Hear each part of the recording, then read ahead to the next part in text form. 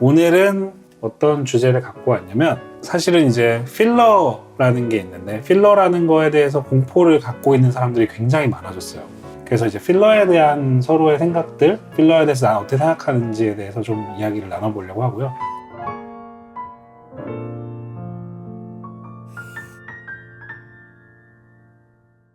안녕하세요. 최준호 원장입니다.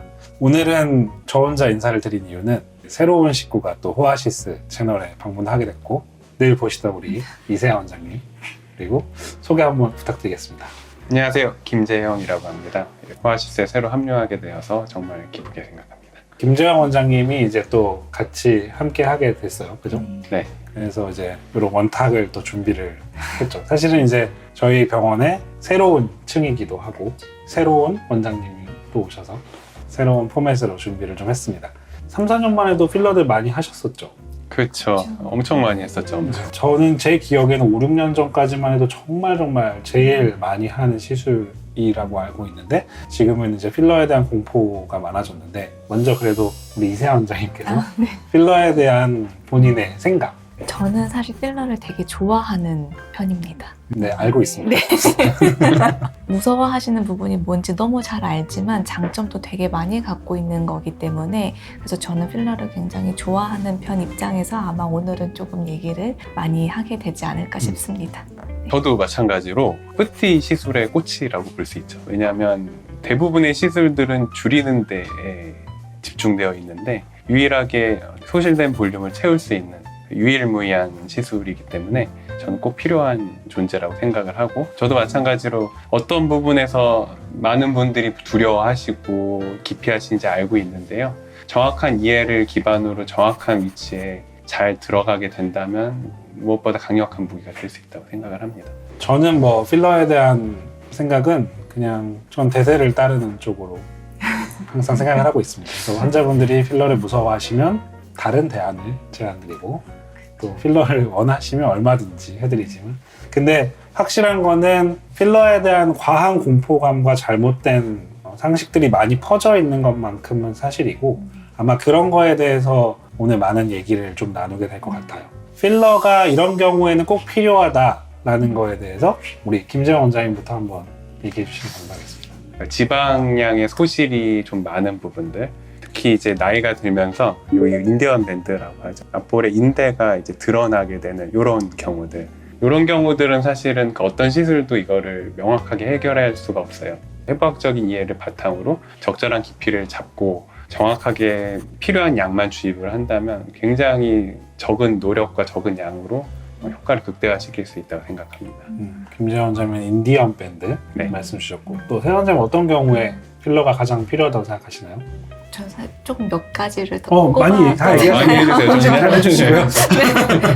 일단 히알루론산 필러를 지금 저희가 네. 얘기를 하고 있는데 그거를 대체를 할 수 없다고 생각하는 부분이 입술하고 턱끝, 콧대, 코에는 실을 사용할 수도 있기는 하지만 네. 볼륨을 채워준다는 목적에서는 콧대와 입술, 턱끝 이런 부분에만큼은 히알루론산 필러가 절대적인 장점을 갖고 있다고 생각을 해요. 혹시 왜요? 진심으로 궁금해서. 저희가 생각을 해보면 사실 팔자 부분이든 마리오네 부분이든 이런 나이가 들면서 볼륨 소실이 생기는 부분에 최근에는 바이오 스티뮬레이터라고 하는 뇌 조직을 자라나게끔 하는 시술들로 어느 정도 대체를 할 수 있는 부분들이 있는데 사실 입술에 콜라겐 스티뮬레이터를 쓴다든지 이렇게는 잘 안 하고 턱끝이나 콧대같이 단단하게 약간 뼈와 비슷한 어떤 물성을 가진 조직을 만들어야 될 때는 아주 단단한 물성을 가진 필러가 가장 근접하게 만들 수 있다고 생각을 하기 때문에 저는 그렇게 세 부위를 꼽았습니다. 네. 필러를 저는 어떤 경우에 쓰는 거를 선호하냐면 환자분의 성향이 즉각적인 변화를 원할 때 네, 저는 그러니까 니즈에 맞추는데 이분이 즉각적으로 어떤 변화를 원하거나 할 때는 필러를 좀 더 선호하는 편이고 좀 자연스러운 변화를 원할 때는 최대한 바이오 스티뮬레이터를 사용하는 편인데 말씀하신 부분들에 대한 필러 적용이 진짜 다 맞다고 생각을 합니다. 그리고 입술만큼은 정말 뭐 대체할 수 있는 건 없다고 생각을 하고요. 그리고 말씀하신 대로 즉각적인 변화를 원하시는 경우와 조금은 중장기적인 효과가 좀 지속되길 원하시는 경우, 그럴 때도 전 필러 추천하기도 합니다. 생각해보면 필러는 되게 예측이 잘 되는, 결과가 예측이 잘 되잖아요. 사실 바이오 스티뮬레이터는 그 사람이 어떤 콜라겐을 생성해내는 속도라든지 양이라든지 조금은 달라질 수 있는데, 필러는 저희가 주입한 만큼 볼륨을 만들 수 있다는 그런 장점이 있는 것 같아서 그런 부분에서 분명히 장점이 있지 않나 생각을 합니다. 여기서 한번 정리를 하면 우리가 오늘 얘기하고 있는 필러는 히알루론산 필러예요. 되게 유명한 제품들도 많이 있죠. 해외 제품으로는 레스틀렌이나 주비덤, 또 뭐 벨로테로 이런 것들이 가장 유명하게 알려져 있는 제품들인데, 이런 히알루론산 필러에 대해서 필러라고 정의를 하고 있어요. 지금 우리의 대화에서. 물론 채우는 모든 것들은 사실 네. 필러라고 말하는 게 맞기는 하나, 오늘은 이제 환자분들이 특별히 거부감 느끼시는 필러인 히알루론산 필러에 대해서 얘기를 하고 있고요. 근데 히알루론산 필러는 엄청나게 큰 장점들이 또 있잖아요. 어떤 물성적으로. 일단 히알루론산 필러의 장점은요, 가장 많이 사용되는 필러이기 때문에 굉장히 다양한 제품군들이 나와 있어요. 다양한 회사가 있을 뿐만 아니라 그 한 회사의 제품 안에서도 다양한 성상, 잘 뭉치냐, 잘 퍼지냐, 조직과의 접착력이 좋냐, 덜 있느냐, 이런 것들을 환자분의 어떤 피부 특성, 또 나이, 그 다음에 또 니즈에 따라서 자유롭게 선택해서 조절할 수 있다는 장점이 있습니다. 세연사님도 장점 가장 느끼고 큰 계시죠? 장점은 혹시나 필러는 결과가 마음에 들지 않았을 때 즉각적으로 되돌릴 그렇죠. 수 있다는 그런 또 장점이 있습니다. 맞습니다. 그러면 필러 포비아 현상이 왜 일어났는지, 그러니까 필러가 실제로 위험한 부분도 있거든요. 네네. 네, 그래서 왜 이런 필러 포비아 현상이 일어났는지에 대해서 또 한번 얘기를 해보면 좋을 것 같은데, 저는 먼저 하나 얘기를 드리고 싶은 거는 혈관 사고에 대해서 피할 수는 있지만 가끔 일어나기도 하니 뭐 그런 것들이 가장 무서움을 주는 포인트라고 생각을 하고요. 또 어떤 것들이 있을까요? 그 다음에 사실 이제 필러 포비아가 생긴 이유 중에 하나는 한 부위에 너무 과한 양을 넣었을 때 생기는 문제점들로 이제 그런 공포감이 생겼다고 생각을 해요. 그래서 이마 같은 데 그런 막 7cc, 8cc 막 이렇게 과하게 넣는다든지, 약간 금붕어 같이 이렇게. 네, 그런 것들 때문에 공포감이 생긴 것 같은데, 그런 것들은 사실 용량을 조절을 잘 한다면 피할 수 있는 문제라고 생각합니다.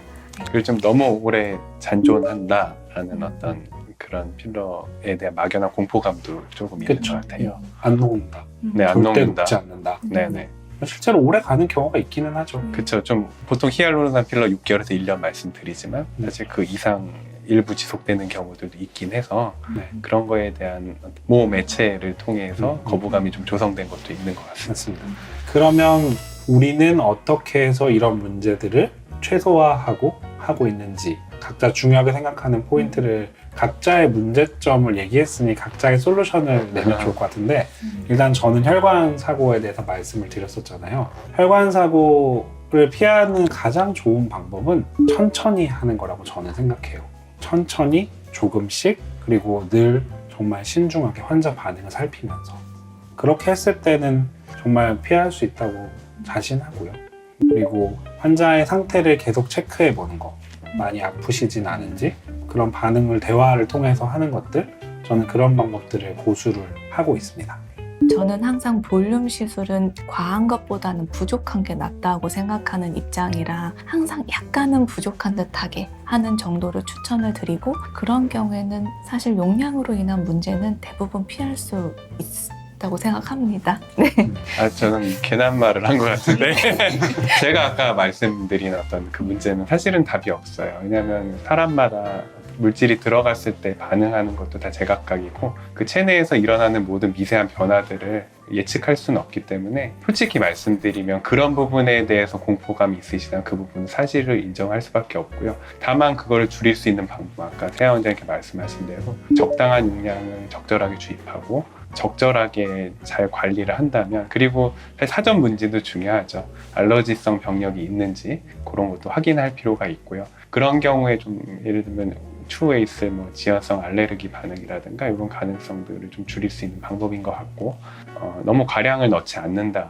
그런 것도 굉장히 중요한 것 같습니다. 다만 말씀하신 대로 아까 세환 원장이 말씀하신 대로 히알루로산 필러는 언제든지 녹일 수 있다라는 강력한 대안이 있기 때문에 너무 겁먹지 않고 필러에 대해서 좀 적극적으로 고려하시면 좋을 것 같습니다.